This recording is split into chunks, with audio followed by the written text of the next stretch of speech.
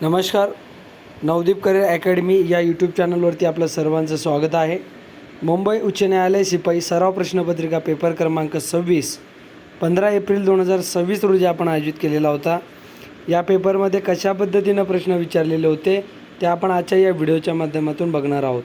विद्यार्थी मित्रांनो, तुम्ही जर अजून चॅनलवर नवीन असाल, अजूनही चॅनलला सबस्क्राईब केला नसेल किंवा तुम्ही माझा हा व्हिडिओ बघत असाल परंतु अजून चॅनलला सबस्क्राईब केला नसेल तर चॅनलला सबस्क्राईब करून घ्या, जेणेकरून पुढची जी काही अपडेटेड व्हिडिओ आहेत तुमच्यापर्यंत लवकरात लवकर पोहोचेल. आजचा प्रश्न क्रमांक पहिला जो आहे या ठिकाणी, इंटरनॅशनल मॉनिटरी फंड IMFचे मुख्यालय कुठे आहे? तर हे पर्याय क्रमांक 2B वॉशिंग्टन DC मध्ये आहे. पर्याय क्रमांक B याचं योग्य उत्तर आहे. त्यानंतर प्रश्न क्रमांक दुसरा, भारतातील पहिला सुपर कम्प्युटर कोणता होता? तर परम 8000 पर्याय क्रमांक A हा याचा योग्य उत्तर आहे. त्यानंतर प्रश्न क्रमांक तिसरा, राष्ट्रीय उत्पन्न मोजण्यासाठी कोणती पद्धत वापरतात खालील पर्यायापैकी? म्हणजे आता बघा, उत्पादन पद्धत आहे, उत्पन्न पद्धत आहे, खर्च पद्धत आहे. तर वरील सर्व हे याचं योग्य उत्तर आहे. तिन्ही पद्धत आहेत राष्ट्रीय उत्पन्न मोजण्यासाठी. त्यानंतर आहे पद्म अवॉर्ड कोण देतो? ठीक आहे, तर राष्ट्रपती याचं योग्य उत्तर आहे. पर्याय क्रमांक B. त्यानंतर आहे कॉमनवेल्थ गेम किती वर्षांनी आयोजित होतात? तर पर्याय क्रमांक C 4 वर्षांनी. त्यानंतर पुढचे 5 प्रश्न जे आहेत ते मराठीचे आहेत. प्रश्न क्रमांक 6, आनंदी या शब्दाचा विरुद्धार्थी शब्द कोणता? तर दुःखी. पर्याय क्रमांक B. तो शाळेत जात होता या वाक्यातील काळ ओळखा. पर्याय क्रमांक B योग्य उत्तर आहे, अपूर्ण भूतकाळ. त्यानंतर प्रश्न क्रमांक 8, आईने मुलाला पाणी दिले या वाक्यातील प्रत्यक्ष कर्म कोणते? तर पर्याय क्रमांक C पाणी. त्यानंतर प्रश्न क्रमांक 9, स्वातंत्र्य हा शब्द कोणत्या प्रकारचा आहे? पर्याय क्रमांक A भाववाचक नाम योग्य उत्तर आहे. त्यानंतर प्रश्न क्रमांक 10, वेगवान या शब्दाचा समानार्थी शब्द कोणता? तर समानार्थी शब्द जलद. पर्याय क्रमांक B. त्यानंतर प्रश्न क्रमांक 11, हुमायूनचा मुलगा कोण होता? तर अकबर. पर्याय क्रमांक A योग्य उत्तर आहे. त्यानंतर प्रश्न क्रमांक 12, दुसरे महायुद्ध कोणत्या वर्षी सुरू झाले? तर पर्याय क्रमांक B 1939 रोजी सुरू झालेलं होतं.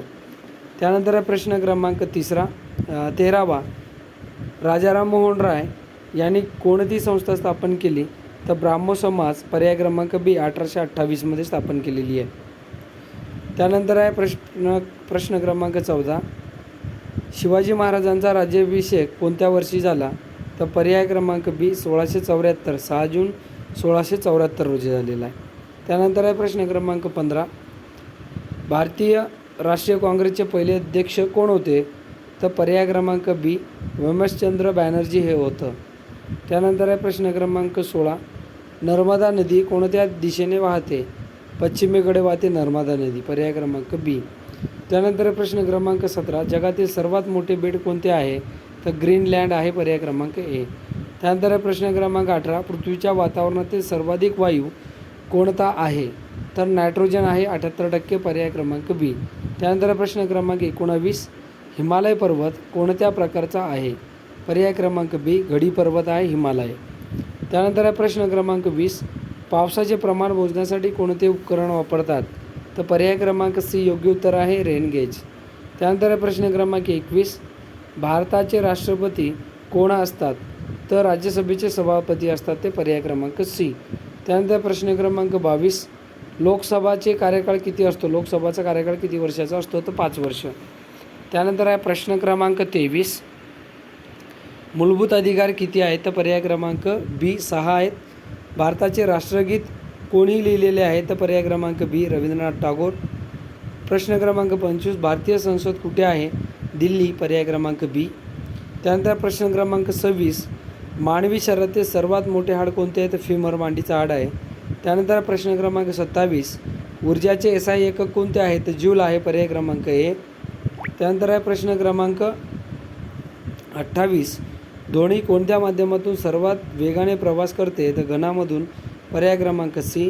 त्यानंतर प्रश्न क्रमांक 29, आम्लचा स्वाद कसा असतो? तर पर्याय क्रमांक B आंबट. आणि शेवटचा प्रश्न क्रमांक 30, वनस्पती अन्न तयार करताना कोणती प्रक्रिया वापरतात? तर प्रकाश संश्लेषण. मित्रांनो, आजच्या पेपरमधले 30 प्रश्न, या 30 प्रश्नाबद्दल जर तुम्हाला काही अडचण असेल, उत्तरामध्ये काही अडचण असेल तर कमेंट बॉक्समध्ये नक्की कळवा. जाता जाता पुन्हा एक तुम्हाला सूचना आहे, चॅनलवर नवीन असाल तर चॅनलला सबस्क्राईब करून घ्या, जेणेकरून तुमच्यापर्यंत जी काही अपडेटेड व्हिडिओ आहेत ती लवकरात लवकर पोहोचेल. या ठिकाणी थांबतो आहे. जय हिंद, जय महाराष्ट्र.